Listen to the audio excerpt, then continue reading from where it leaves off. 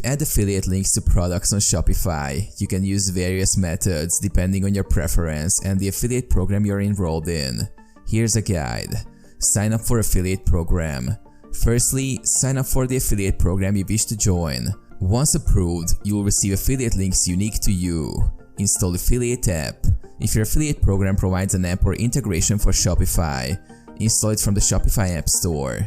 This simplifies the process of managing affiliate links. Manually add affiliate links. If there's no app available, you can manually add affiliate links to your product descriptions. Go to your Shopify admin dashboard, select the product you want to add the link to, and edit the description field. Insert the affiliate link wherever appropriate.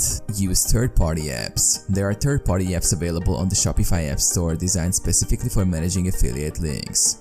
These apps offer features like automatic link insertion, tracking, and reporting. Create custom pages. Another method is to create custom pages on your Shopify store dedicated to promoting affiliate products. You can include affiliate links, banners, and promotional content on these pages.